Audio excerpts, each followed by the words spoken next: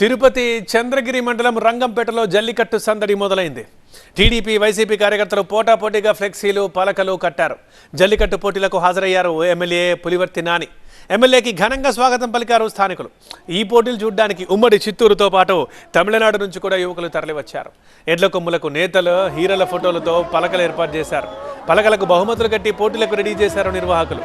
ఎద్దుల్ని లొంగ తీసుకుని వాటికి కట్టిన పలకల కోసం యువకులు పోటీ పడతారు. కనుమ పండుగ రోజు జరగాల్సిన జల్లికట్టు కొన్ని కారణాలతో వాయిదా పడింది. ఇవాళ స్టార్ట్ అయింది.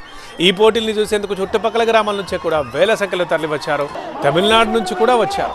ఎక్కడ అవాంఛనీయ ఘటనలు జరగకుండా పోలీసులు భారీగా బందోబస్తు ఏర్పాట్లు చేశారు.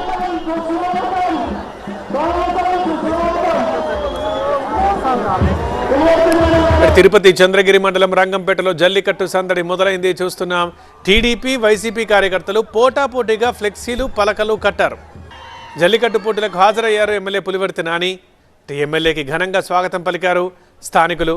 ఎడ్ల కొమ్ములకు నేతలు హీరోల ఫోటోలతో పలకలు ఏర్పాటు చేశారు. ఇటు టీడీపీ కానీ అటు వైసీపీ కానీ పోటాపోటీగా ఏర్పాటు చేశారు. మనం చూస్తున్నాం కూడా ఆ ఫోటోల్ని పలకల్ని కూడా.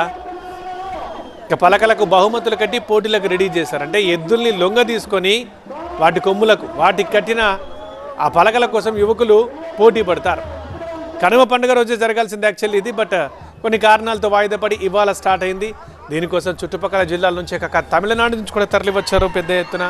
ఇక ఎక్కడ ఎలాంటి అవాంఛనీయ ఘటనలు జరగకుండా పోలీసులు భారీగా బందోబస్తు ఏర్పాటు చేశారు.